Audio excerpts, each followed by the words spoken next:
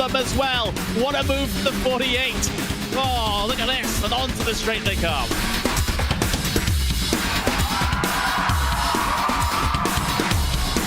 Brilliant move there from number 40 to make it through. That left-hander sliding up the inside, going up now over Hawthorne Hill, down Pilgrim's Drop, and it's brilliant stuff here at Brands Hatch.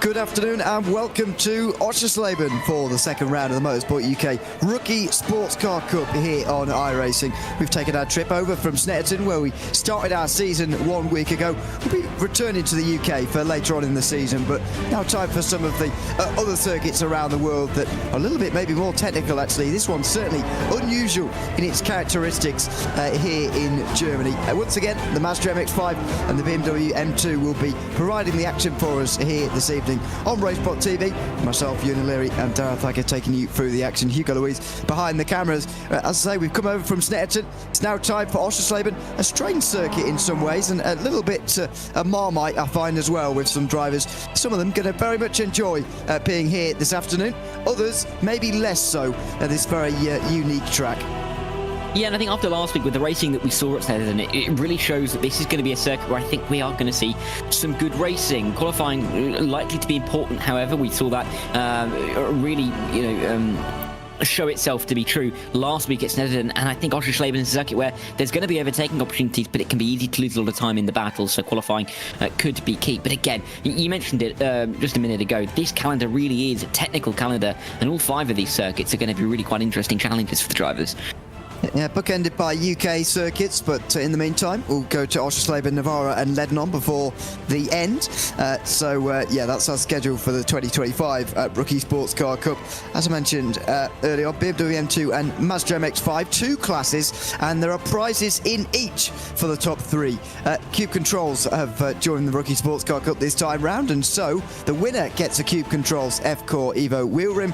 Second place, a pair of Cube Controls RG Plus Sim gloves, and third place a pair of Cube Controls G Plus Sim Racing socks. So that's for both classes in both the BMW M2 class and in the Mazda MX-5s. In the M2, it is Ashley Toft leading the way after a double victory in the opening round of the season at Snetterton. On both occasions, relatively comfortably so as well, the winner in those races. Oliver White will be second in the championship ahead of Roy Weller and then Rhys Tarrant. That then marks a bit of a gap back to the rest of the field because they're the only 4 drivers who got on the 3 podium places last week. Sean McArdle next ahead of Adam Kearney, with Sophie Aronwin, Seth Johnson, Andy Chell and Chris Humphreys rounding out the top 10. In the MX-5s, Matt Jordan is leading the way after the double race victory as well for him at Snetterton. Jordan Sutherland will be in second place because he was second place in both races. Ben Sieber was 4th and 3rd, so he's in 3rd in the standings, ahead of Daniel Marshall just a couple of points further back. Holly Pine rounds out the top 5 with Dave Young ahead of Ryan Hilton and Tom Cordy, with a bit more of a gap back to Jeff Nash and Malcolm Robertson, who round out the top 10 in the MX-5 class. Time to take a lap on board and see what this Oschersleben circuit has got to offer. I've got to say, this lap has been taking more at sunset or sunrise than what we've actually got in this session, but bypassing that in towards turn 1, again, immediately you can see what I mean when I say a unique circuit. That is one of the most bizarre chicanes in the world of motorsport, Darren. You've got to nail it as well on this circuit because we're using the faster, high-speed chicane here rather than the slower chicane like normal. Yeah, and those 2 chicanes are wildly different. You know, the slower chicane really does provide a bigger chance at overtaking. Not quite here at this layout, but you work it through turn 3, that long left-hander, and then in towards 4, 5, and 6. You just keep turning left at this stage of the track and just trying to keep it as tight as you can to these inside curves, slowing all the time as well before you flick right into turn 7. But again, such a long rotation on the car, and it's all about when you feel like you can put the throttle on the earliest, and getting that confidence in that rear end is so crucial. Another really weak chicane, 8 8, 9, and then into 10, gets you onto the back straight here at Oschersleben, and likely a good overtaking opportunity. But characteristics of this circuit really are unlike a lot of what we would see anywhere else. A long straight, you think it's a heavy braking zone up next. Nope, it's a bit of a fast chicane. 11 and 12, the right and the left work together, and keeping close here could set you up well for the final couple of corners to make a move. Yeah, it's a fast final sector that doesn't really provide you too many overtaking chances. Then this final turn 14, which brings you out onto the front straight again, looking for that late apex, because you've got a pretty long run then all the way down towards turn number 1. I can imagine that these two classes of car actually are relatively similar around this circuit in terms of actual lap speed. We'll see whether that's true or not in the moment, but so far we've got 4 seconds between the current overall best time of Rhys Tarrant and the best MX5 time set by Jordan Sutherland, who is currently in that provisional pole position. Matt Jordan is nowhere to be seen just for the moment on the standings, but he's working his way around anyway, doing his first lap of the day, so he'll be up there challenging at some point as we go aboard with one of the MX-5s. I mean, you pointed out during the lap there, this circuit often earmarked as one where overtaking is difficult to almost impossible actually around here, and you know, in faster cars that is true. GT3s, it's almost impossible to see any overtaking around here. However, I think these cars are so slow that they will be on the straights for a bit longer, a little bit more slipstream, a few more chances maybe to overtake than there are certainly in GT3 racing, which is really the fastest racing that goes around here. Yeah, and you could say exactly the same for Snetterton last week, and we really showed how good some of that racing was 7 days ago, and I think we can replicate a little bit of that tonight. And I mean, some of these corners, yes, they're higher speed chicanes, but drivers are going to be brave, going to be willing to put their noses down the inside and make some of these moves, especially if they didn't were particularly happy with the results that they received last week, and maybe feel like they need to pick up a bit more form and pick up some more points for their championship aspirations. So, yeah, I think we're going to see some aggressive driving tonight, but in a way that will provide a couple of overtaking maneuvers. Corners that are not impossible to overtake, but difficult to do so. Could also lead to some, you know, surprise moves, some quick dives to the inside. We'll have to see if they work out well, but I think that first 20-minute race that will come up in the not-too-distant future will be, I think, a lot of the drivers working out where the best places to make some of these moves stick are going to be.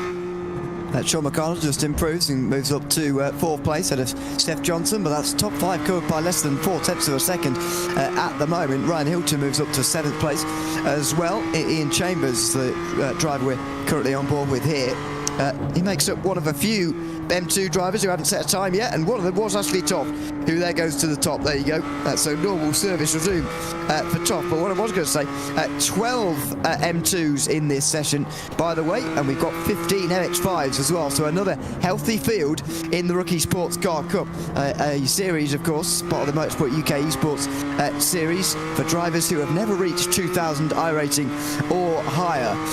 Ian Chambers, one of those, makes his way over the line now, just a few seconds away, and we'll hope to improve again a little bit later on. But normal services resume there.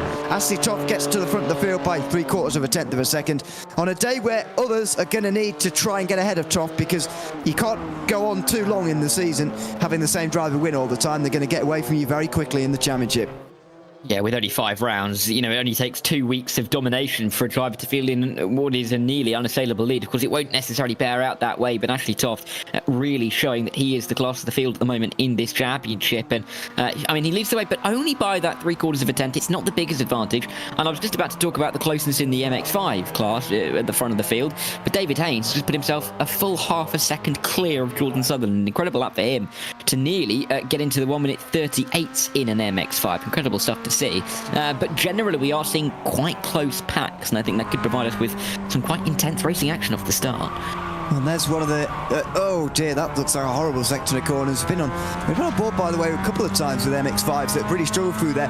Turn 4, 5 and 6, triple left-hander, and then you've got to bring it out to the right-hand side for turn 7, or at least a right-hand hairpin at least. It looks all very, very difficult, I've got to say, through there in the Mazdas. It's always the problem when you're in these cars, not such a problem in the M2s, but the Mazdas are very understeery, and in terms of actually getting the nose to cooperate through that triple left-hander, it could be pretty difficult actually, and we've already seen that a couple of times. Even saw Matt Jordan there, double race winner from last week, stumbling through that section as well. Yeah, it's really tricky to nail parts of this lap, and that's probably why we're seeing a couple of discrepancies in time, but also at the same time seeing the times keep close, everyone making similar little mistakes. around the lap, and it comes back to that idea of how technical some of these circuits are. He runs up to the line now, though, does Matt Jordan, looking to improve on that P6. But it looks like he's just going to stay where he is, a couple of tenths off of his personal best there, and he's not going to be able to get up towards the likes of Benjamin Goodwin as the timer starts to tick down in the session. May get one more timed lap in, but that'll be that for him in the session. That's Michael Robertson again. Can we see him maybe stick to... there you go, that's a better line. If you want to be on the left there, really, as you try and open out turn 7, you get a nicer run through there, but Matt Jordan there, we're on board with there, he was just sort of stumbling through there. He's got the first part wrong. It sort of spits you offline for the second part as well. Time starting to run out here, by the way, and laps even quicker than that. Laps are starting to run out here as well in this session. You only get a limited amount of time, just 10 minutes here in qualifying, and yeah, pretty much everybody anyway, has made their way down to pit lane. Malcolm Robertson, though, is still going, misses the apex slightly there, down at turn number 12 through that high-speed chicane towards the end of the lap, and now down in towards the final corner as well. Is this a time really worth writing home about? It should bump him up, well, yeah, it should bump him up some places, actually. Maybe a second or two away from pole, though. Yeah, in fact, it's a bit further than I thought away. There you go, Michael Robertson's going to stay 13th by the looks of that lap time there. And that will be the end of the session pretty much for him. This is David Young, who seems to still be going as well, but with only 20 seconds to go, probably won't get round again. Tom Cordy is still lapping, but not sure whether he is actually going to get to the line in time or not, or indeed whether he's actually got a lap spare anyway at the very end of this session or not, because we are running out of time. There is the seconds just about tick by, and actually Cordy comes into the pit lane. Another strange thing about this circuit, but maybe we'll get into later if required. Ashley Toft, though, has taken the pole position in the M2 class with Reece Tarrant alongside. Oliver White and Roy Weller will share row 2, ahead of Sean McArdle and Seth Johnson on row 3. It's nearly 9 tenths then back to Sophie Aronwan, so nearly a half-second jump there. Then another big jump back to Adam Kearney. Same for Andy Chell, then Ewan Thompson, Ian Chambers and Alan Breen, who rounds out the 12 BMW M2 CS Racing Cup cars in this race. The Mazda MX-5 headed by David Haynes, not our David Haynes at RaceSpotTV, but a different one. Jordan Sutherland is alongside with Tom Cordy and Harley Barn alongside. Then it's Benjamin Goodwin and David Young who are on row 3. Matt Jordan, 2-time race winner from last week, is only 7th. Then Ben Sieber, who was on the podium once, he's down in 8th. Daniel Marshall's next to Brian Hilton, running at the top 10 with Jeff Nash and Ashford Rennie on row 6. Michael Robertson, John Bakey and Clara Bucciaccio round out the field, the 15-driver MX-5 field. 37 degrees down on the track's surface. You can see just after 1 o'clock in the afternoon here in May. It's a pretty warm day for all intents and purposes, actually, here on this circuit, and so we'll see whether that plays a role. Unlikely that it will over the course of just a 20-minute race that we're going to have. But our systems are predicting anyway that it's going to be a 13-lap race. Ashley Toft, the only driver pretty much to actually still have to get onto the circuit, and then the pretty short run down towards turn 1, which is going to be unusual with that first chicane. Yeah, and drivers looking to try and make moves at a place where it could be difficult. We could see a couple of drives into the gravel very early on, but at the same time, drivers could be advised to take a bit of caution because this is a tricky track to get it right in the early stages, and you don't want to affect race 2 starting position from a poor start in race number 1. But again, lots of drivers very keen off the start. Let's see, a standing start in this series, of course, and so we're ready to go. 20 minutes of racing here at Motorsport Arena, Oschersleben to begin with. Oh, and Malcolm Robertson's jumped the start already by the looks of things there. He's got a black flag in the background as the green flag waves and the drivers race their way down towards turn 1. Oh, a contact already. Contact is one of the BMWs, ends up off the circuit, and there's another spin as well. We said the first chicane was going to see some drama, and it has done. Ashley Toft is off the road as well. Oh, it's all been happening through turn 1 and 2 there. We'll try and unpick some of it in a few moments' time, but the race leader, the 2-time race winner from 1 week ago, is off in the background. The MX-5s are all at each other. Tom Cordy got a big slide there. He's in big trouble now in the midfield. Look at this, 3 wide coming down in towards turn 3. What a crazy start to this race. abject chaos towards turn number 1. Ashley Toft just looking like he spun that rear end on his own through the opening turn, and they still fight on the MX-5 to 4, 5 and 6. There's a meatball flag for Claria Bucciaccio, which is not what she needed early on in this race, but real drama of that MX-5 class. 4 wide momentarily, and nearly 3 cars binning themselves off on the exit of turn number 3 as David Haynes makes a move for the lead. And through he goes, back into the lead, don't forget, he did get pole, now he's back in the lead at the head of John Sutherland. Oh, contact, Harley Pine's going around, and that's contact with Benjamin Goodwin, and they're still not properly spun. Now they will, now they'll probably spin in the background. Harley Pine and David Young, I think, are the two who are connected there on the left-hand side. This has been absolute carnage off at the start of this race. I would go as far to say we've had 8, maybe 7 of our drivers with problems, and they might still, they're still going on here. It's still happening in the MX-5 class. Bring that number from 7 right up to about 10 or 11 now. So much trouble, so much drama on this opening lap.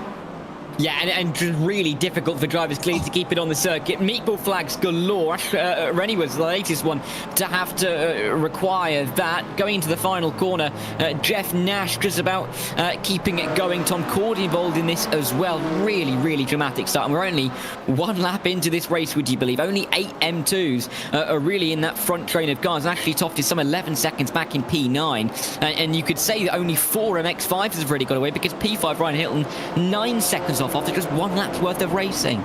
Yes, that's less than half the field who've survived cleanly. Alan Breen is one of them, though. Fair play to him. In I've got to say, my favourite livery in the series by a long way. I don't know if you ever remember that on a British touring car, BMW, back in the day, but it was. And he's running in 7th place. Started last in the M2 field, but he's doing well to begin with. Ashley Toft is up to 9th after that spin. And again, we'll have a look at some replays in a moment, because there was so much going on lap number 1. But in the end, I was previewing the chicane. It wasn't all into this first chicane, although there was a lot going on. There's Roy Weller, who was the one spun around. Yeah, he was the one that almost started all the trade of everybody else. Sean McCardle, of course, came into issues there. He was going back onto the circuit and smashing into a couple of cars, just trying to mind their own business. Ashley Toft, of course, went through and spun. Was there a little bit of contact? Not too sure. Sophie Aronwan was the innocent victim in all of that got the front end completely cut off through there. But here is Ashley Toft. I don't believe there was any help from behind, but that rear end was going very early into the corner, and lucky for the pole sitter to not get into the wall there. And that's just the start of it. This is the MX-5s getting into it now. Yeah, this is Siebert, who was hit in towards turn 1. I'm not so sure Toft got away with that, by the way. We'll just need to maybe look at, again, that's Sophie Aronwan getting into Bucciaccio, who's got a meatball. I can't believe that was the thing that got her a meatball, but that would be harsh. This is on the back straight. This is craziness back here. Harley Pine, David Young is the innocent bystander in the black and white there, but Harley Pine was smacked from pillar to post on the way through there. Part of his own doing, I suppose, sliding his way, but that's not his doing. He was certainly turned around there, then fixed back the right way again, then clattered into by David Young, who maybe in hindsight could have seen that coming. But either way, there was not much space on that back straight there, as there isn't on this circuit. Ashford Rennie also got a black and white, a meatball flag. It was still all going on here with the MX-5s, and there's Rennie's spin. I think they just sort of got turned across there, whoever that was on the inside line, on the way towards turn 12. And Rennie goes into the gravel. Then when they're getting back going again, this is like a slow bicycle race here. I don't know what's going on here, but Malcolm Robertson eventually had to come into pit lane. I think he actually got a black flag as well for something. But anyway, he'll be a long way down now after pulling into pit lane. That was everything. Again, I've just got a question mark over Ashley Toft's spin. Was there a little bit of contact on the way in towards turn 1 with maybe Reece Tarrant, was it? Just in behind? I'm not sure. It was certainly very close. Yeah, I mean, if there was anything, we'll see it from this angle on the back of Ashley Toft. Was there a tap? Yes, there was a tap, definitely a tap. And then you can see that rear end was going all the way into the corner, and he couldn't quite get it stopped or get it corrected in time before careering off the road. Very nice pirouette in the end, and did manage to keep it out of the barrier. However, dropping down to P9, a lot of work to do. Could get through on Ewan Thompson and Alan Breen as those two cars battle off. Sophie Aronwan, I believe that is off the road. Toft goes through, is again still trying to correct yourself, and a horrible place to be stuck on the circuit. That is Sophie Aronwan getting it spun back around just about and managing to avoid everybody else as no one else was coming through. But Ashley Toft has got to pick up another couple of positions, probably to P5 if he can, with that big gap between 4th and 5th, to keep himself in contention for a decent starting place for race number 2. And Ashley Toft is just picking up places in live pictures there. You can see at the bottom right hand side of the screen, just for fun at the moment, because others are falling by the wayside. Ewan Thompson, it was that time, who made the mistake, and now Toft is through. Next up be Andy Chell, who you can see in the rather brightly coloured BMW in front. Same for Ian Chambers, actually, who can't be told apart, those two in 5th and 6th position. But Toft is on an absolute mission here. Don't forget the grid order will be the same for the second race for what we end with this race, and so really what Toft's going to be looking for is everything to be restacked in time for race 2. But in the meantime, the best Toft can hope for is a top 5. Yeah, I mean, unless something dramatic happens at the front of the field, and after the opening couple of laps, we can't exactly rule that out, can we? But I think realistically, at the moment, his aspirations have to be set on a top 5, and he may be in the top 6 by the time he gets to turn number 1. Andy Chell with a really, really poor run off of the final corner. Ashley Toft nearly having to avoid him on the exit because he's carrying that much more momentum and speed down towards turn 1. He's going to have the outside line. Not the easiest place to get a move done, but he clearly is able to carry a lot more speed than the Quatermass driver on the inside line. Can't quite get it done at turn 1 or 2, but he'll back himself to get it done in the pretty near future, you'd say. Yeah, he's got 13 minutes to do this, and so I don't think time is too tight at the moment. Traffic may become a little bit of a factor, by the way, especially for the overall leaders in the M2 class. Rhys Tarrant has still got Oliver White right behind him, by the way, but they are going to catch up to some of the slower MX-5s who've been in pit lane, like Ashford Rennie and Malcolm Robertson, for example, who's also had a drive-through penalty. There might be a factor before the end of this race, but we'll just wait and see as Toft again goes through the triple left-hander. He looks up the inside, but he's not going to go for it there on Andy Chell, who keeps that 6th position about a third of the way through this opening race of the day.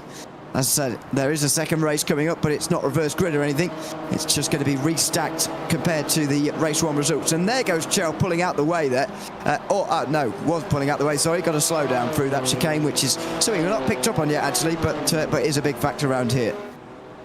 It is. I think we'll have to wait and see how the drivers start to pick up a couple of little penalties that could affect them. And in tight trains that we're seeing for P5 in the M2s, and we're seeing for P5 in the MX5s, actually, a small slowdown could be quite costly, a position or two in a battle that is very tight indeed. We saw that last week at Setterton towards the end of races where 4 or 5 cars would almost converge on each other. That could happen again this evening. David Haynes goes very wide through turn 13 into the gravel momentarily in his pursuit of Matt Jordan, clearly using every part of the track and a little bit more to try and get himself back into the top 2 once again after leading previously. This is down in towards turn number 1 here. That's probably the best of the races for the lead, because Tarrant and White are not really doing anything in the M2s, but in the MX5s we certainly do have a race. Jordan Sutherland cannot be toppled as things stand. Finished second twice at last week's races. Now he's been leading here for some time, but Matt Jordan right in behind is going to hound him all the way. If Sutherland can respond with 2 race victories tonight, then this season in the MX5s could be very, very interesting indeed. But for now, it's a train of 3. And as I said earlier, even at circuits like Oschersleben, the slipstream is pretty important to break in the MX5s. Yeah, and these 3 could be right close to each other for the remainder of the race. Having said that, though, David Haynes having to slow down, may have gone a little bit too far wide in towards turn 4, and he's had to pick up a slowdown penalty, and he's lost all of 2 seconds on the back of Matt Jordan. Not what he needed. He's going to have to recuperate all of that time back once again. He's got 10.5 minutes to do so, and I think he'd back himself to get himself into the mix. In the same way that Ashley Toft has backed himself to be in the mix by the end of this race, not even halfway through just yet, looking to get himself back into the top 5. The issue is, as he makes the dive to the inside line, and there's contact between the 2 cars. He's into the top 5 now, but he's got some 11 seconds to find to get anywhere else up in the order. Yeah, that is the problem here, and that's unlikely to happen here in 10 minutes or so. They just complete the end of lap number 6 there. Again, should be 13 laps this race. That prediction is looking pretty accurate for the moment. It's in the background, by the way. Alan Breen and Roy Weller were going side by side. Weller lost a lot of time, even more time actually, in his front straight spin, but he's now trying to get past Weller. This would be Breen, sorry, it'd be very impressive around the outside of turn 2, but that's exactly what he's managed.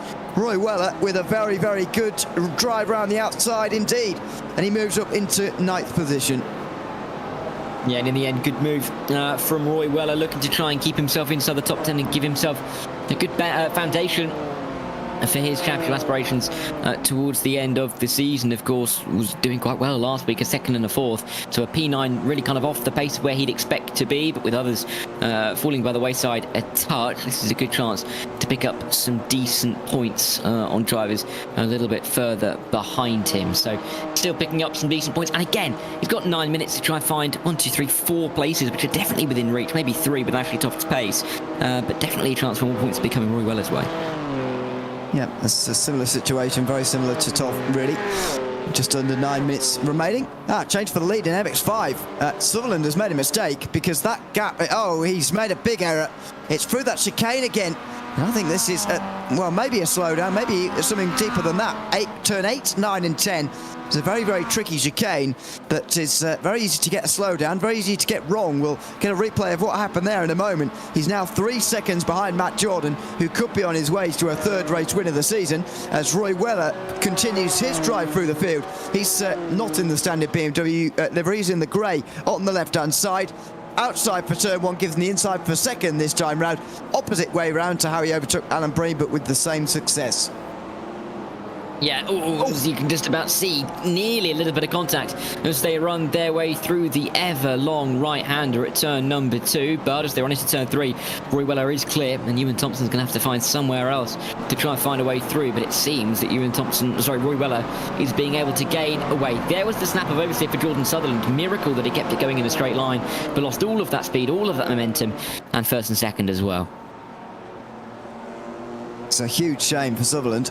He really needs to beat Jordan in one of these races, preferably both of them tonight.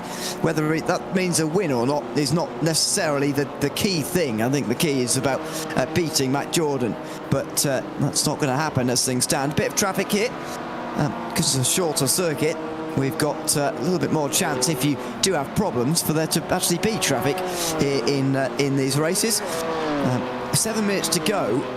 Reece Tarrant is just about to come over the line right now, and the back end of the MX-5s just made their way through the first sector now. So I think at the very end of the race, maybe even on the very last lap, Reece Tarrant might have some MX-5s to deal with. But other than that, again, it's going to be much like what we see throughout this season. The circuits are too long, and the gaps in terms of the speed between these two classes of car are just too small for traffic to be a real factor. Yeah, and we don't have enough laps really to get ourselves around to really have to contend with some traffic. I guess by the end of this race, maybe a lap or two, there could be a couple of MX-5s on the horizon for Reece Tarrant, with some of them, of course, falling a little bit behind the rest. However, it's not really going to be a big issue. It's not quite the endurance race style issues that we see in some of the biggest 24-hour sim races that are happening over the course of this month and next. So they're not going to be getting too much traffic practice, it's fair to say, but Reece Tarrant wouldn't mind that. I think he'd be more concerned if he was getting traffic practice, having a 2-second lead over Oliver White, going very well for him indeed. And just keeping that gap at a relatively steady margin is going to be keeping him feeling pretty safe and giving him a great chance at going after a second race win of the night in just about 10 minutes' time. Tarrant in the opening race of the day, don't forget, had problems last week. Finished only at 5th place, recovered to 5th place quite well, actually. In the end, 3rd place was eventually the finish in race number 2. So a race win here would be very, very good news for Reece Tarrant as he comes through the final corner now. He'll have 4 laps still to go. And I think the big encouraging thing as well is obviously less so the contact that was made at the start of the race. That was less smart, but actually the fact he's got definitely stronger pace than Oliver White and Seth Johnson and those who are chasing. I think that is looking pretty clear, actually, from this limited sample size of this race so far. Yeah, and it's going to be the longest race, only 50 minutes gone, but clearly there is a theme running through it. We're seeing battling continue into these final 5 minutes, aren't we, really? Particularly for the lead in this MX-5 class. Matt Jordan hasn't looked too safe all race long. That top 3 of Jordan, Haynes and Sutherland have kind of been interchanging positions. They've all led the race at some stage, but it's all about who's going to be leading when they cross the checkered flag in about 5, probably 6 minutes' time, give or take. And David Haynes looks like he's really keen for the move. Inside line is what he's going to try, and it's the inside line for that opening chicane. Jordan looking vulnerable here in this first race, and Taines is to the inside at turn number 1. Oh, and Jordan just has to back out of that slightly there. He turned in initially and then decided to turn out of it to avoid contact with David Haynes there and towards turn number 1. And Haynes is through on Matt Jordan as Benjamin Goodwin, by the way, gets a black flag. That might have been incident limit because he's in all sorts of trouble down in the battle for 7th place. And yeah, Goodwin's been black flagged again there, so I'm not sure if that's just come through twice or whether he's been black flagged twice, but that's all been happening down there in the battle for 7th. Up here though for the lead, Jordan is looking a lot more vulnerable than he did at Snetterton. I do seem to remember him saying something actually that something along the lines of the fact that Snetterton was just a very good circuit for him and he really enjoys it. There's Goodwin, by the way, and he really enjoys it. Maybe that's starting to rear its head now and he's not enjoying Oschersleben quite as much. No, and that's pretty fair to say, I think, at this point in the race. And there's the replay. David Young getting into the back for 129. Oh, careful. Oh, my word. Airborne momentarily, and there's more contact. It really is like a slow bicycle race, as you described it earlier. Clumsy bits of contact causing meatball flags. And it's affecting quite a few drivers at this stage, isn't it? Well, let's hope that they're all out of the way now, because the leaders are coming up, and Jordan there was sideways in the gravel. Gets away with it this time round, and there you go, no evidence of any debris or anything anymore, as Jordan gets into the slipstream of Haynes, where he lost the lead in this exact place just a lap ago. 3 laps still to go in this race, so don't forget, 3 laps, 3 minutes. And Jordan is going to try and push here to continue this winning streak. Won 2 races last week, both races in the evening. He's looking to kick that off by winning the first here again now as they come down in towards turn number 3. Haynes is still in front, and that was the first sign that he might well be able to defend this lead all the way to the finish. Yeah, he's still got a little bit of work to do, but David Haynes is looking relatively steady in his defence. Matt Jordan's going to have to find somewhere to make the move, and it's unlikely to be in this next sequence of corners through 4, 5 and 6. Far better line there from David Haynes. You can just about see how much tighter he is to those curbs. A little bit wider through turn 7, but Matt Jordan not really with an answer, and even just falling a tenth or 2 behind in this part of the lap can be so devastating to your chances at using that slipstream to get back through, even all the way down by the time we get to turn number 1. David Haynes doing a good job for the time being, but it's not quite over yet. He's just got to hold off for 1, maybe just 2 more laps, depending on where the leader is. Yeah, it should be 2 laps when they get to the line. Reece Tarrant has just been over it. He's actually in some MX5 traffic now as well, so he's not going to catch these 2, but he will get to the back end of some drivers in MX5, which is pretty interesting. Tarrant will take the white flag next time he crosses the line. There's going to be MX5 traffic for these 2 as well, by the looks of things, Haynes and Jordan, although the gap between themselves is a bit bigger. There's an MX5 just in front of them there as they come out the final corner. That is Ashford Rennie, who has made a pit stop in this race, taken on a fast repair, and is now going to be overtaken. And speaking of which, Roy Weller gets past Andy Chout. He's nearly completed his run through the same guys that Ashley Toft overtook about 10 minutes ago. Yeah, and we'll have to see if he can just about pick his way through all the way to P6 by the time we reach the checkered flag. He's got through one of the Quedamas drivers, got to get through the other. Andy Chell and Ian James, of course, the 5 and the 55. See a bit of a theme there from those 2 drivers.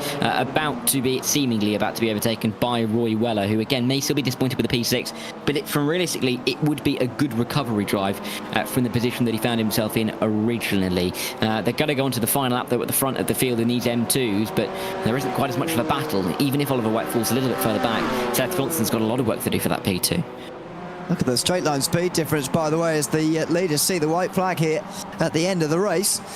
The MX-5's nowhere near as quick as the M2s on the straights, but in the corners they are. Oh dear, although that was too quick in towards turn number 2.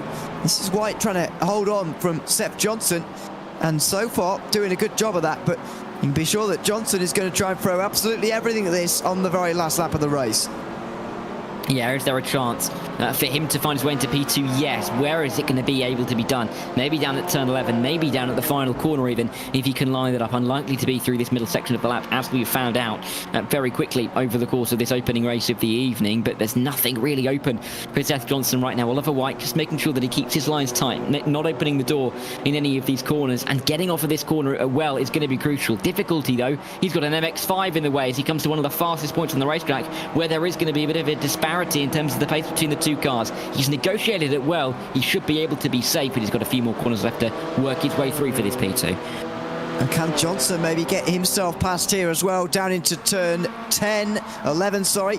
Just about, but that's going to give White the space surely required. Rhys Tarrant certainly caught because of that traffic on the very last lap here, but it's not quite enough. Rhys, bobble over the curbs as well, but Rhys Tarrant's going to come into the final corner, and he is going to win race 1 here at Oschersleben. Had trouble in race 1 last week, no such problems this time round. He goes over the line, wins by 1.5 seconds ahead of Oliver White and Seth Johnson, who round off the podium places, and they certainly gave us a race towards the end as well. What about Weller? How many places does he get? He doesn't quite get all of them by the looks of it.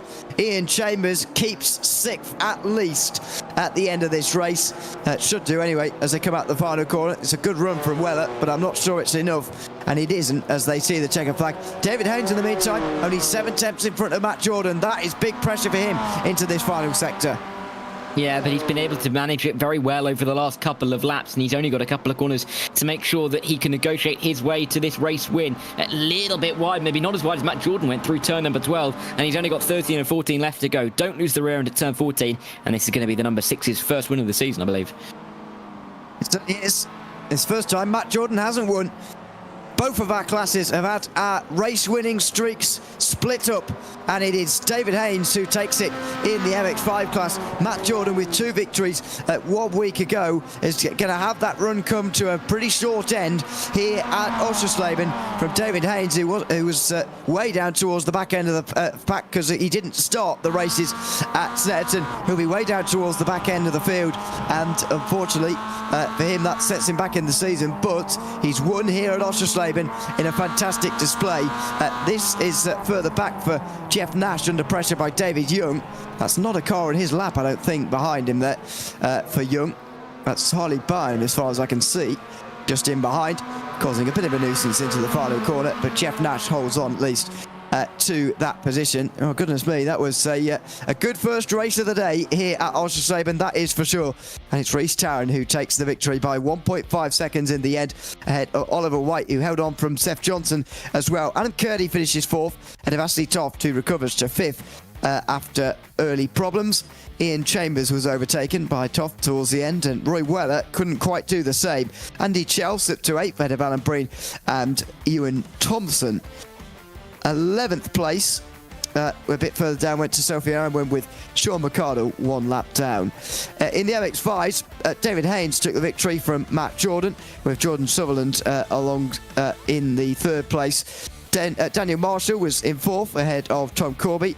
He just held off Ben Siebert. Jeff Nash just held off David Young, as we saw. John Bakey and Malcolm Robertson were the first drivers 1 lap down. Ashford Rennie was a lap down, as well as Charlie Byrne, with Brian Hilton 2 down, Benjamin Goodwin 3 down, and Clara Pucciaccio never returned, I don't think, after that opening incident of the day. A very interesting opening race of the day. Let's chat to some of the drivers who were involved, like Rhys Tarrant, who takes the victory overall. Congratulations, Rhys, on the first victory for yourself on the season, 1.5 seconds ahead of the rest of the field. How was that race generally? Because the start of the race particularly was extremely lively for us to watch. What was it like from your perspective?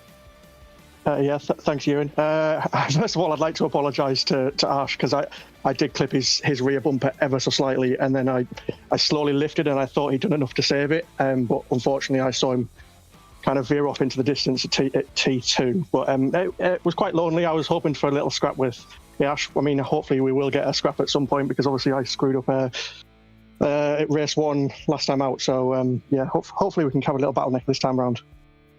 Yeah, absolutely. What are you expecting from race number 2, and maybe again the start here, which is coming up in a few moments' time? Yeah, I was kept honest. I think the gap was only about a second and a second and a half by the time we got to the finish line. So it was close, and I hate being under pressure. I prefer to be the chaser rather than be chased. You might be chased early on in this race. Let's see in race number 2 when it comes around to it. Congratulations on winning race number 1, though, and good luck for the second one coming up soon. Thanks very much. Thanks very much, Rhys Chowan there, the winner of race number 1 in the M2 class. In third place was Seth Johnson in the BMW M2 class. Congratulations, Seth, on a podium and a third place finish in race number 1 here at Oschersleben today.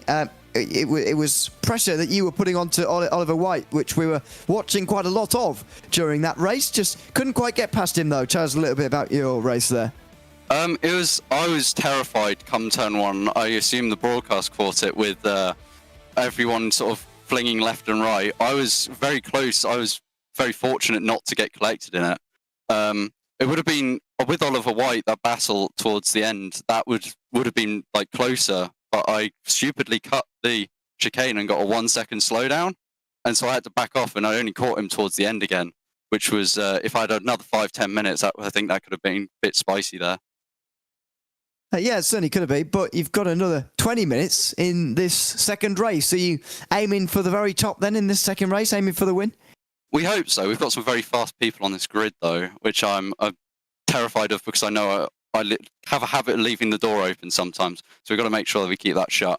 But yeah, hopefully second race goes as well as the first podium in this series. Looking forward to a second, hopefully today. Absolutely, we look forward to seeing it. But for now, Seth, congratulations on the podium in race 1, and good luck for the second race. Thank you very much. Thanks very much. That is Seth Johnson, who finished on the podium, third place in the M2 class. We have also got Matt Jordan here, who has finished in second place in the MX5 class as well. Matt, welcoming and congratulations on another podium, although your winning streak does now finally come to an end in race 3 of our season. Couldn't quite get past David Haynes at the front of the field towards the end there. Just tell us a little bit about your race and how you were attempting to get past him. Yeah, it was a great race, actually. Yeah, I guess win streak over. It didn't last very long. Quali wasn't great. I struggled to get a decent... Well, I got an okay lap in, but not the best. And then got a bit lucky at the start. Navigated my way through. Then picked up a bit of damage, which wasn't great. So I struggled with that a bit. Not sure if it was costing me loads of time. And then got lucky again because Jordan made a small error. But yeah, David was just rapid, so he caught me up, and I was just trying to stick with him once he got past me. But yeah, he was just too quick. And in the second race, this is going to be a challenge for you this time around, not starting from the front end of the field, which you started race 2 on from last week's race. Yeah, well, a bit easier than race 1. I think I was 6th. I think I'll be starting P2. So just going to try and stick with David and hopefully find a way past at some point. That's the plan. Let's see if it happens. Congratulations on another podium, though, and we look forward to seeing you in race 2. Thank you very much. That is Matt Jordan, second place in race number 1 here today. And we'll see whether he can bounce back with another victory here in a moment. Jordan Sutherland finished in third place in the MX5 class, and we can also hear from Jordan now as well. Jordan, congratulations on another podium. Just slipped away from you there, that battle for the race win. Just tell us a little bit about what happened to you there and how it just slipped away. I was getting pressure from behind, and into that corner, I went from third down to second just as the car was unbalanced, and then that made the back end sort of shake out, and luckily I saved it in the end, which means I got a podium. But yeah, it's disappointing, but I'll take the podium. What about race number 2? Everybody seems to, well, including me, worried about the start of the race. What are you expecting from the race?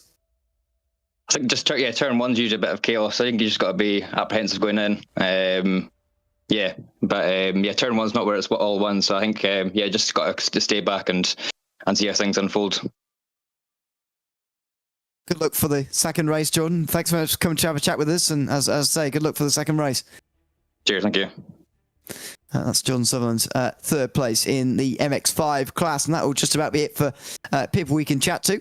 There are some other people there, but they've got usernames that I don't recognise, so or I don't know who they are in real life. So an interview will be a bit pointless. So in which case we will look forward to race number 2 and look ahead towards it. Not sure how far away we actually are from it just from the moment. What you're seeing at the moment is some slow-mo from race number 1, but it was a good opening race of the day. I think again we said this last week at Snetterton that the slower nature of these cars means they spend longer on the straights, more time slipstreaming, and therefore more time racing as well. Glad to see that has carried through to Oschersleben as well.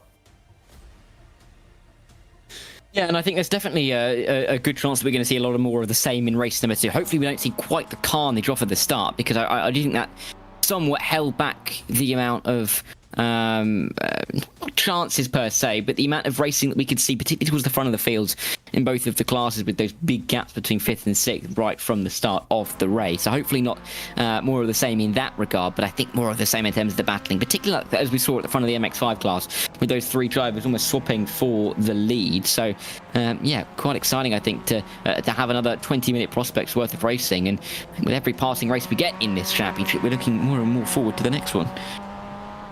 Not sure why we're quite looking through sunglasses here, but we are at the circuit at the moment. A couple more drivers actually have jumped themselves into the interview waiting room, by the way, at Sea Tower. So you can take an interview for once. The MX5 lead. Well, we'll get him quickly as well before he leaves. David Haynes, the MX5 winner, is down there at the moment. Yeah, David, welcome in. Thanks for joining us. Great win for you in the early stages of tonight. Talk us through that battle towards the end of the race. Looked like you had to defend pretty hard. Oh, well, I just made the whole race difficult for myself, really. Didn't pay attention to the lights at the start, so got a bad start. Nearly took myself out in turn 1. Got slow down penalties, so yeah, didn't make it very easy, but managed to just about get back through. And as soon as I saw a gap at the end, I was like, just got to go for it and try and pull away, basically. Yeah, difficult to pull away in the end. That gap stayed around a second. Do you feel like you're confident starting at the front of the field once again for race number 2, or do you feel like you're still going to have quite a bit of battling in from behind? You came through from 3rd in that opening race. Do you feel like you could do it again if needed? I'd like to think so, but yeah. Was it Matt that came in 2nd? Yes, I believe it was. Yeah, it was, yeah. Yeah, Yes. he was definitely getting quicker towards the end of the race, so yeah. Obviously, he's starting 2nd now, so we'll have to see if he can keep up this time, and hopefully I won't make as many mistakes. So. Yeah, but always difficult to make little mistakes. Thanks, David. Good luck for race number 2, and good luck in picking up maybe win number 2 of the night. Thank you. Thanks so much. Then. Yeah, race winner in race 1. Let's see if he can do it again. Yeah. Trying to let him go quickly before he has to talk to us while he's racing. We are starting to get onto the grid and get ready to go here at the Oschersleben circuit again. Starting from pole position, what a prospect that's going to be for him. Having said that, I don't see him in this session at the moment. I hope he is in there, because they're gridding up now and getting ready to go in a few moments' time. Anyway, at the front of the field, Reece Tarrant certainly is on the grid and certainly is ready to go as this slightly shortened gridding period takes place, and hopefully everybody's on there in time, and they are indeed just in the background. 20 minutes of racing for the 2nd time tonight here at Oschersleben. Oh dear, what's gone on here? What has gone on here? A black flag for Alan Breen, and loads of others have surely jumped the start as well. It looked like a whole row went there on the left-hand side. It looked like the whole row went early, and Reece Tarrant's down to 3rd. There's a blinking car in there as well, which isn't helpful, but Oliver White's leading the way. Surely that was a jump start from him. There's no way that was legal. Oh, and the MX-5s are all crashing into carnage here as Jordan Sutherland leads them into battle. I'm afraid the N2s have just got a little bit awry through turn 1 and 2 again there, and they've got to pick themselves through. Jordan Sutherland's just said to us, pick yourself through the opening lap and then see where you are at the end of it. Well, he's in the lead, and he's got Daniel Marshall just in behind him. Really dramatic again, though. A couple of those MX-5s going off the road, but none of the big gaps that we saw in race number 1. Side by side, they continue, though, down in towards turn number 4. A couple of drivers having to dip out of it, actually, as they make their way into the corner. At the bottom of the screen, contact at the bottom. Jordan Sutherland's off the road, and the 21 is gone from 1st all the way down towards the back of the pack. And Daniel Marshall was the one who made contact with him. Marshall tried to follow that M2 through, who went through on the inside line. Oh, he's brought loads of gravel onto the circuit there as well as Sutherland, by the way. And so Matt Jordan's now in the lead. Tom Cordy next involved, then Ben Sieber, who is third in the MX-5s. Goodness me, what a dramatic opening lap again there in the MX-5s, and it's probably not over yet. Cordy and Jordan are going side by side again. It looks like Cordy has got through in the latter portion of the middle sector, maybe.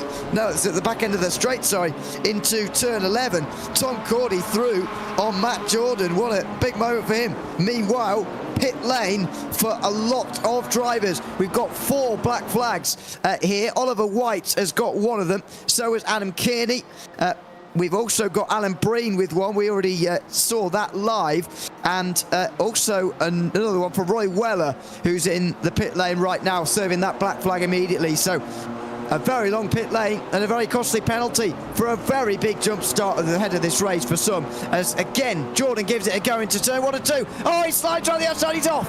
Matt Jordan off the road. Cordy will keep the lead, but not for long. Ben Sieber gets through and barges Cordy off into the grass. Yeah, and they all missed Sophie Aaron when spinning around on the exit of the corner, but now Sieber has the lead. They've got 3 seconds back to Matt Jordan to the top 2. It's just about what they can do with it. Cordy has got the inside line there as Sieber goes deep. Inside line once again for the number 17 car. If he can try and get himself back into the lead, Roy Weller and all that, gets another black flag as Cordy retakes the lead. Ashford Rennie and Harley Byrne were battling in behind for 5th and 6th just a moment ago. There's so much chaos going on in this MX-5 class in the early stages, and you've still got 6 drivers 5 seconds apart from the lead of the race. Oh no, wide for Cordy. Tom Cordy's off the road, and Ben Sieber goes through. What a dramatic start again here in the MX-5s. And Matt Jordan's not that far away, so don't count him out just yet, even though he is quite a few seconds further behind. Sophie Aronwin's going to get in between those 2 MX-5s, though, in 2nd and 3rd. Because of the straight line speed for the M2s down the straight. Ashley Toft just got through the start of the race decently in the M2 class by the looks of things, up to 3rd position, just in behind Reece Town and Seth Johnson, who are leading this race overall, and things just settling down now in the M2, but those are the only 3 who've really survived the opening laps. Yeah, always now we see Harley Byrne come into that pit lane, nearly getting hit from behind as he makes his way through. It is a very weird pit entry, isn't it? Going wide at the final corner to go into the pit lane, but there we go. He's going to be in the lane. Sean McCardle's now through on Andy Chell. Those guys some 7 seconds back on the leading 3. And I mean, you know, Andy Chell and Sean McCardle some 8 seconds ahead of Sophie Aronwin. So echelons forming. We've had a lot of cycling analogies in this broadcast so far, but another one with the little group seeming to be forming out in the early stages of this race. We're only 4 minutes in, but very clearly we've got a 3-way battle for the lead in the M2s, and at the moment looks seemingly like it's the same in the MX-5s as well. Yeah, this is already very split apart, considering we're just about 5 minutes into this race, that's for sure. A better line there from Cordy, who just able to dive into turn 7 a little bit straighter there, as Ben Sieber was a little bit wide. As you can see on the left-hand side, by the way, Roy Weller already out of the race by the looks of things. So numbers certainly down on race number 1, by the way. We've certainly had drivers disappearing since the end of the opening race and the start of the 2nd race here in this one. But yeah, Ben Sieber is currently leading the MX-5 class, which is down in itself to 12 in the field. Cordy right in behind him, and then Jordan, who you'd say is probably back in the slipstream again after his half spin through turn 2. Yeah, and we'll have a look again at what happened off the start. You can just see the chaos, really. Drivers not really knowing when to go. A driver flickering off the start doesn't help either.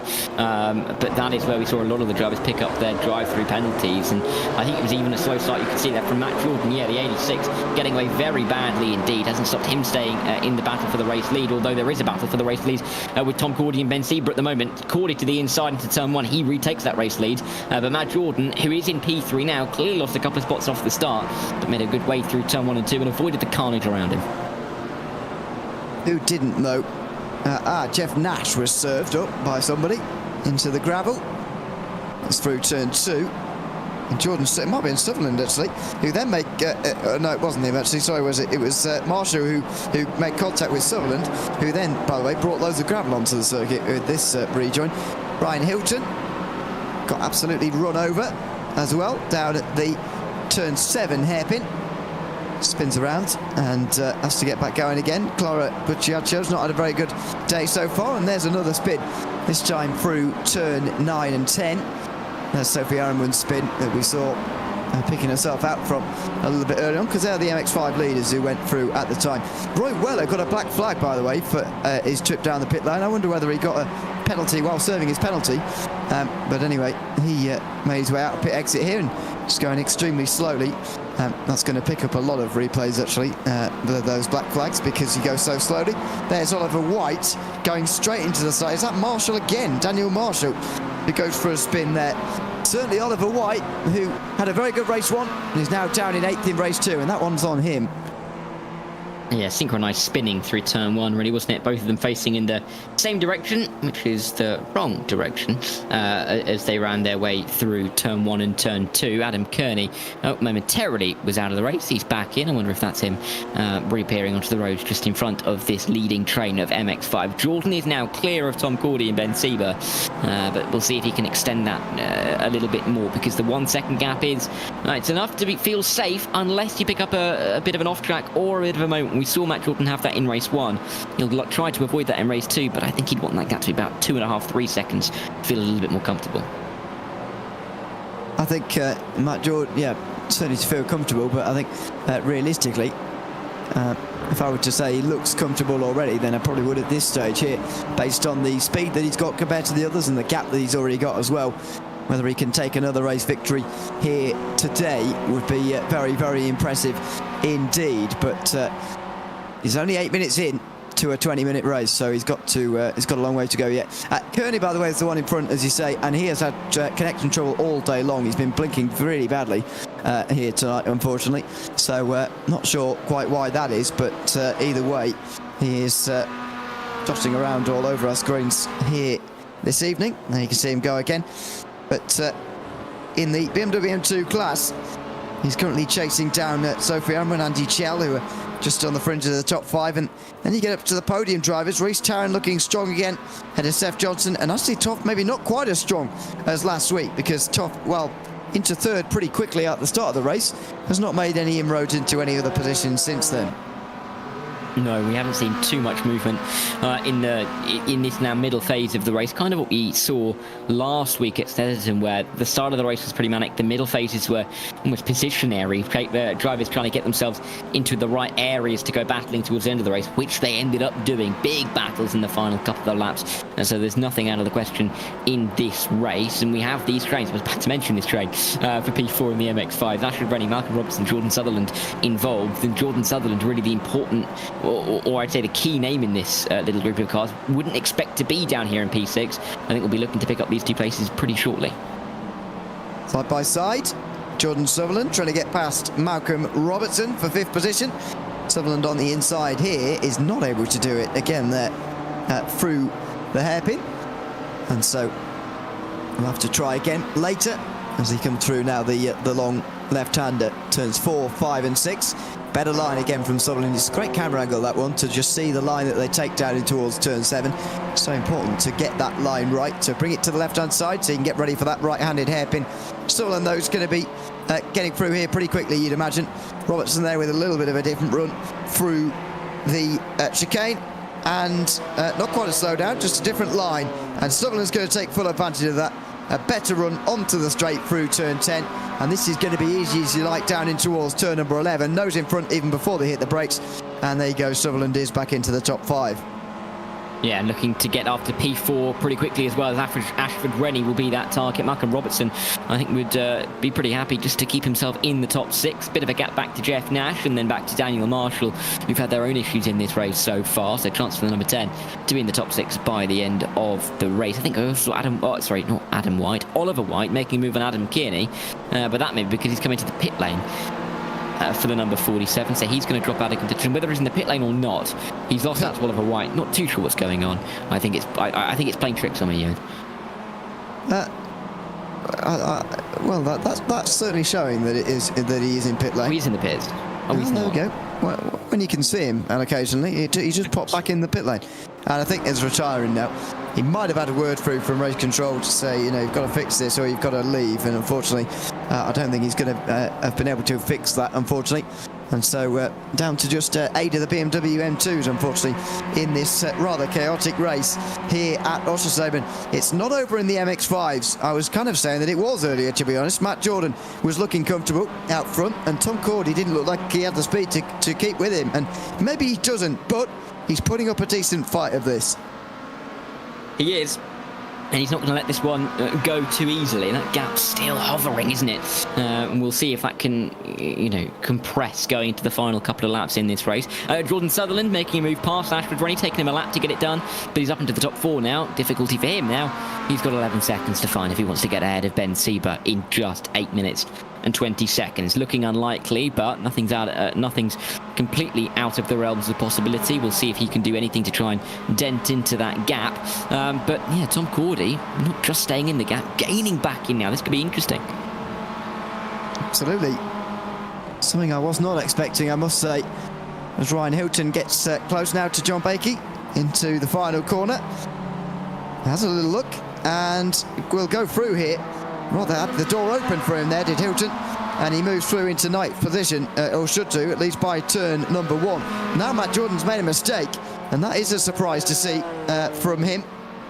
He's dropped a second and a half behind Cordy, so not only losing the lead, but also a second and a half as Hilton will finally go around the outside through the first part. Inside for the seconds, John Baker makes it a big attempt to go around the outside, but throws himself off the road down there at that first chicane. Meanwhile, Oliver White has managed to go in the wall somewhere because he's now got a meatball, and that'll put him down in last of those who are still running.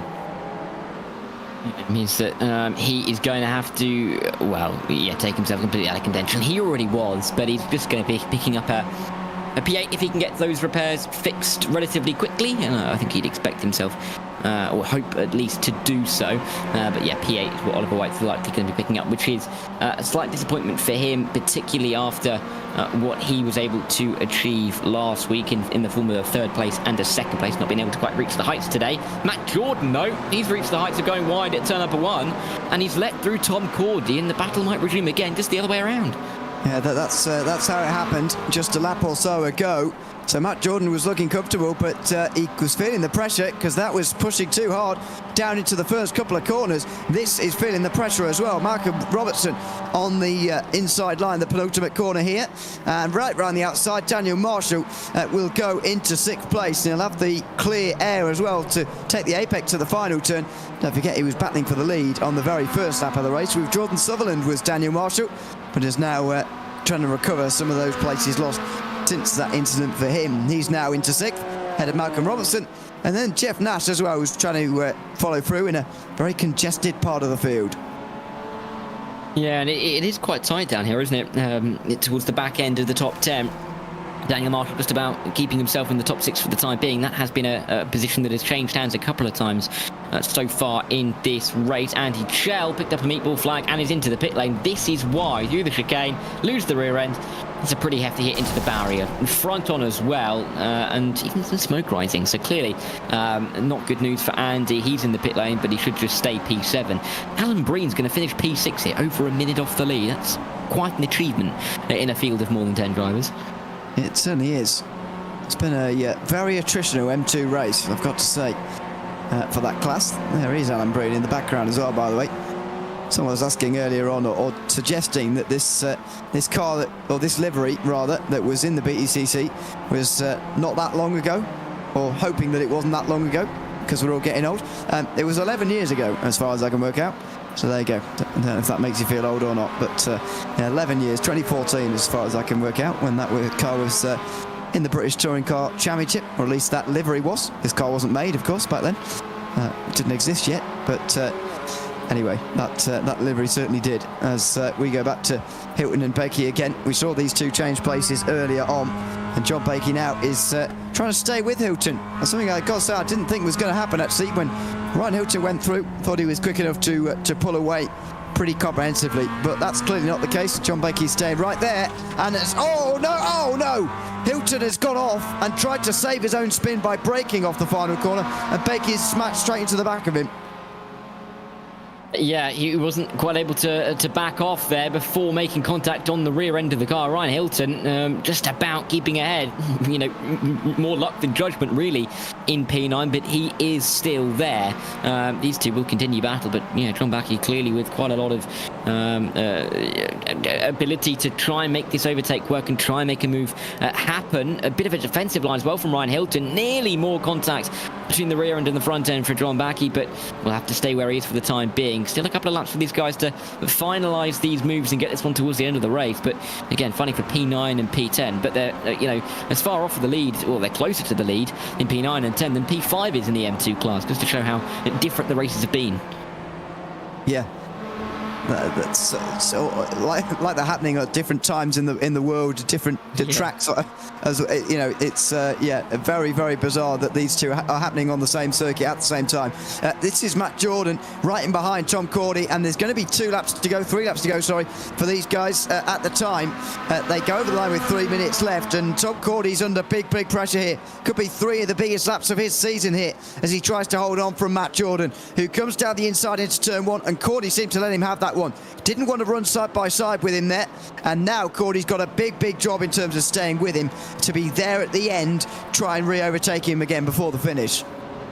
Yeah, and Tom Cordy is looking to try and find that move. He's just got a couple of laps to just get enough of a way alongside to maybe force an overtaking opportunity or even a wide line from Matt Jordan. We've seen Jordan go wide a couple of times, unforced errors creep in, but you could also say the same has been seen with Tom Cordy so far tonight. Both looking for that race win, and you know, if anything goes awry, Ben Sieber is in the background. Yes, 6 seconds back, but within range. As around goes Matt Jordan, there's the mistake. The 86 is around, and Ben Sieber's going to come through. Where's the rejoin? He's got to be careful. The 126 is going to be arriving soon, and there he is. Somehow, with all of that, Jordan stays in P2, but he's almost gifted the win to Tom Cordy.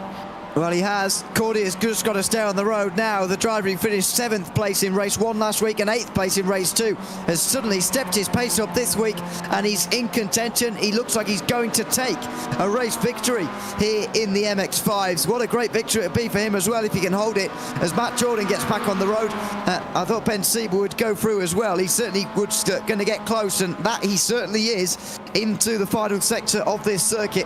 Just 2 laps to go when they get to the line here, by the way. And Matt Jordan has got to pick himself right up again after that spin to get himself back in the right headspace to now defend from Ben Sieber. Yeah, and this is really a switch around for Matt Jordan, because he was defending for the lead of the race, and that, you know, with a 6-second margin behind, now he's defending from Ben Sieber for P2, whilst really doing everything he can to try and regain some of that time up to the number 17. It feels futile. You're not going to gain 5.5 seconds on pure pace in the remaining time in this race that we've got, but he now has to almost change his mentality. Despite wanting to go after the race win, he's got to be so careful. Another little mistake through turn 1 and 2. He's made that mistake already. He's now made it down at turn 4 and 5. It's just not been the cleanest of nights for Matt Jordan. No, it just hasn't, and that's a surprise to see. The good thing, the positive thing for him is that he has actually beaten those around him who he needs to. I mean, he's ahead of Sutherland and Marshall here, for example, who were both in the top 5 in both races last week. If he finishes like this as well, he'll finish ahead of Sieber in this race. So in terms of the championship, it's going to be still a decent haul of points, but maybe some causes for concern here and there for Jordan as Sieber slides all over the place. Jordan takes it carefully, maybe with last lap in mind. Here comes Sieber on the outside, down in towards turn 8 now, into the chicane. He's going to have to back out of that surely, but it's the back straight where he'll be looking.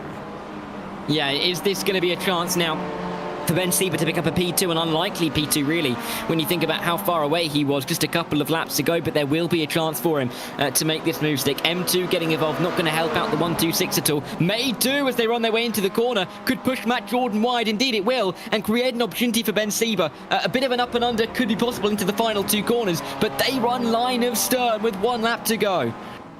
They are going to receive the white flag here, by the way. They are not going to receive the checkered flag just yet. It's going to be white flag for Jordan and Sieber this time around. That could have been bad news for Jordan there, that M2 coming down the inside, but he made it work, and he made sure it didn't affect him too much as Ben Sieber now gets into the slipstream. It's, of course, so important in these MX-5s to use it down in towards turn number 1. He will do. Outside line, though, and he backs out early. Sieber didn't want to risk that side-by-side. Jordan went in very deep, though. Can Sieber come back at him again, maybe? Reece Tarrant, in the meantime, is going to come through the final corner to win again. We've got another double winner. This time it's Reece Tarrant in the M2s. This time at Oschersleben, and this time by nearly 3 seconds over Seth Johnson. Who's going to finish second in the MX-5s, though? That's the big question here. So far, it's going to be Matt Jordan, who did a good job of defending into the first sector that time.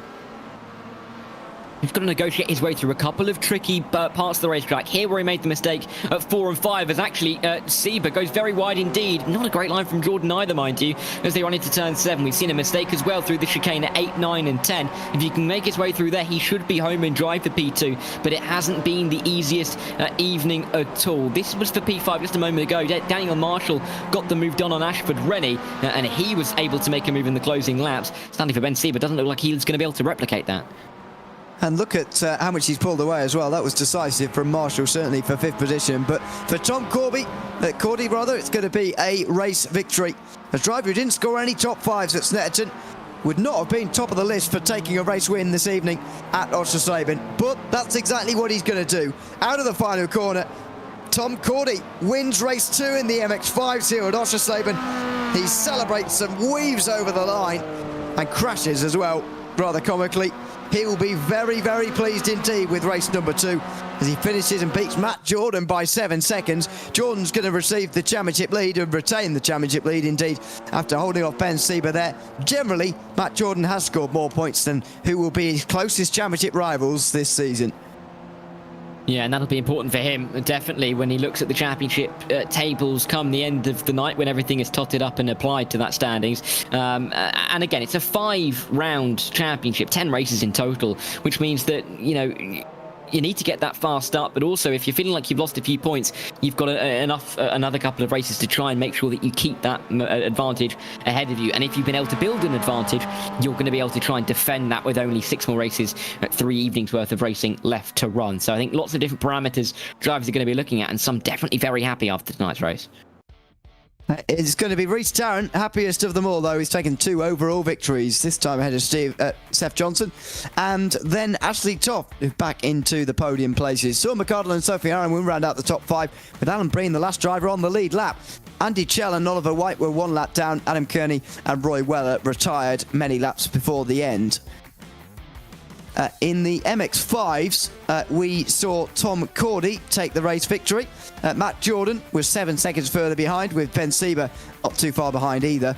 Jordan Sutherland and Daniel Marshall round out the top 5, with Ashford Rennie in that 6th position. Jeff Nash, last run on the lead lap, ahead of Malcolm Robertson, Ryan Hilton and John Bakey, with Clara Buttiacho and Harley Byrne also a lap down as well at the end of that race. Let's have another chat to Reece Tarrant then, shall we? He's taken 2 for 2 here at Oschersleben. Congratulations, Reece, on that one. Was it more or less difficult than the first race of the day? That one felt a little bit more creditable, let's put it that way. I saw quite a few drivers jump the start, so they must have had what I had for breakfast last time out. So I think 4 drivers jumped, and I was just waiting for the 2 in front to dip into the pits. I thought they would hold it a little longer, but they went on lap 1, and then it was pretty much clear all the way. Seth behind me kept me quite honest, missed my braking zone quite far around the lap, and he seemed to follow me, so I got away with that one, I think. It must have been very difficult off the start, by the way, to not jump start yourself. We've all been there where you've had that reaction of someone jumping the start in front of you and then you do it as well. It must have been a very difficult start to actually launch off the line for you. Yeah, it was interesting. I thought I'd maybe disconnected, or I was having a ping spike or something like that. But when I saw like 4 people jumping, that's when it starts to get a little bit worried. If one jumps, you could probably just ignore it. But yeah, I think that there were 2 behind me jumped, and then they overtook me on the start. And it was just a case of just letting them do their own thing and just sitting behind them. But then I noticed Seth and Ash weren't far behind, so it was trying to manage that gap between the 2. Congratulations on taking the double win tonight, Reece, and thanks very much for coming to have a chat with us as well.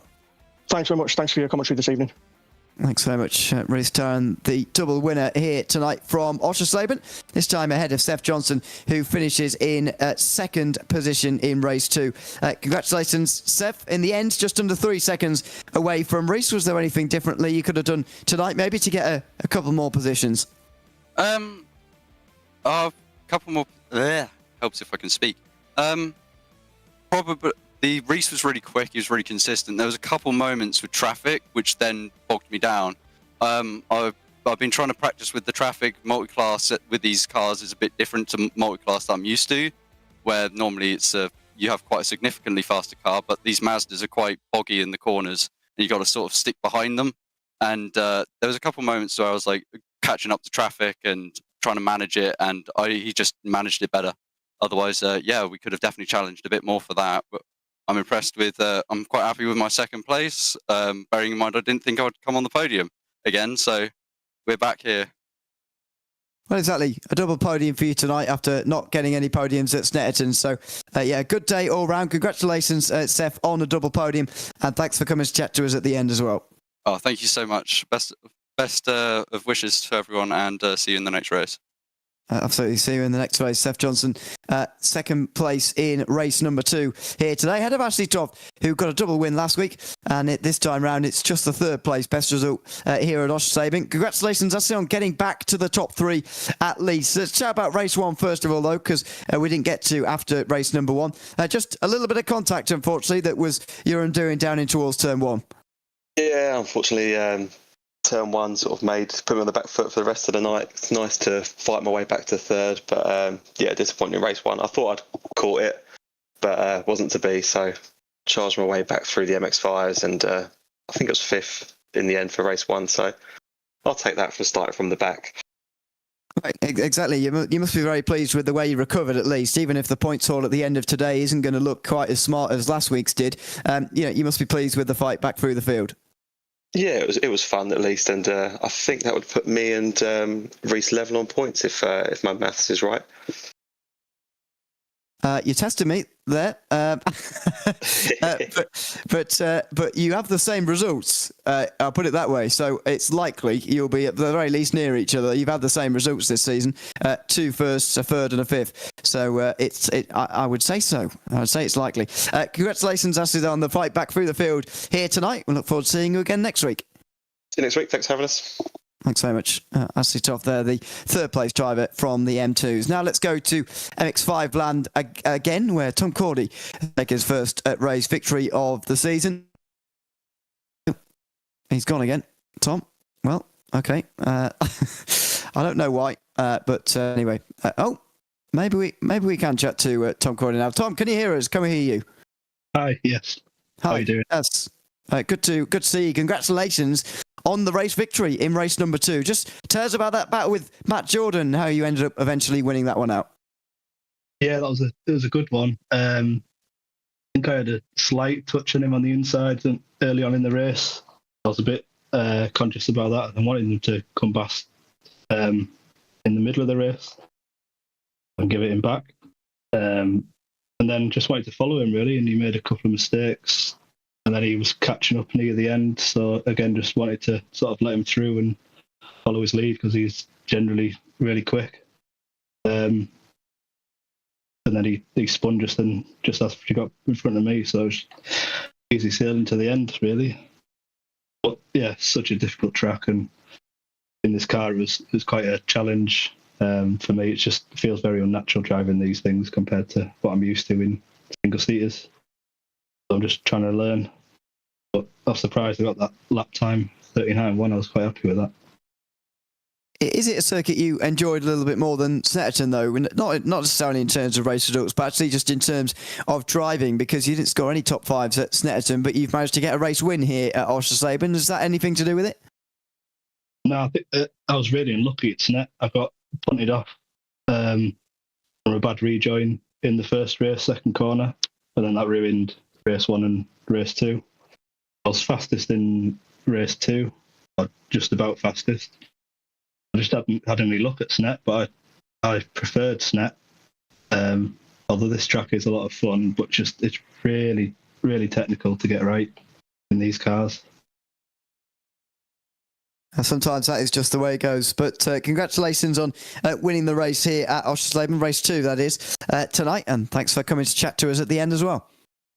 Thank you. Take care. So much. Tom Cordy, the race winner from race 2 in the MX-5s, ahead of Matt Jordan in the end, who ended up finishing in second place. Matt, congratulations, and another podium for you here tonight. Second place. Talk to us a little bit about how you're feeling at the end of tonight, because it's not the same double success that you had last week, but you've gained points on all the people you need to, and you've generally seemed to have had a good evening. Yeah, it's been a good evening. 2 P2s, so I'll take that. But yeah, shame in that second race. I made the move for P1, and then I think I lasted a few corners, and then I accidentally downshifted twice, and then I just couldn't save it, which was unfortunate, but lucky to hold on to P2 in the end. Yeah, difficult track, but yeah, I'll take it. Absolutely. Looking forward to next week at Navarra. What are your thoughts on that circuit going forward? I don't have much experience there, so I'm going to have to do a bit of practice beforehand. But looking forward to it. Hopefully I can, stay on the podium and hopefully another win. Let's see. Congratulations on a double podium tonight there, Matt, and thanks for chatting to us again as well. Thank you very much. Cheers, guys. See you soon. Thanks so much. Matt Jordan there, the second place finisher from both races here tonight. This time ahead of Ben Sieber in race number 2, third place rather, for Ben. Congratulations on a podium. How was tonight generally? Ended up on the bottom step of the podium for race number 2. Yeah, it was an interesting round. Ended up backwards in T1, race 1, and managed to sort of, I think a lot of other people ended up backwards at some point, and I ended up coming through to 6th, and then avoided some chaos and ended up quite high up near the front for race 2. Didn't really have much speed around here. For some reason, it doesn't favour me very much, but managed to hold on. A couple good scrap with Tom and Matt, but ultimately they had a bit too much pace for me. Thought they might help me out and have a little rub, but no. So third it was. That's third place in race 2 in both weeks now, both of the first 2 weeks of the season. How pleased are you with the way it started? Yeah, very much. I mean, it's been bar T1 today, all clean and all fun. So yeah, long may these second round interviews continue, because it usually means I'm doing something right. Well, exactly. That's a good sign at the end. Congratulations on third place in race 2, as I say, and thanks for chatting to us at the end again. Thanks very much. It's cracking. Cheers. Thanks very much, Ben Sieber, third place in race number 2 for the second week in a row. Well, it's been another good round of racing here in the Motorsport UK Rookie Sports Car Cup. This time here from the Oschersleben. These slower power machines making anywhere exciting to race around, and it's going to be the same in 7 days' time. We visit Navarra for round 3 of our championship, where we hit halfway in our 10-race season as well. Make sure you join us here live on RaceSpotTV. Same time, same place as you found this broadcast here tonight. We'll be back tomorrow with the Abruzzi Prototype Challenge. Once again, the second round of that series coming to you in just 24 hours time as well, so very much hope you can join us for that as well. I've been Dylan O'Leary alongside Darren Thacker, and Hugo Louise has been behind the cameras. Until you can join us again here in the Motorsport UK Rookie Sports Car Cup from Navarra in 7 days time, it's goodbye for now.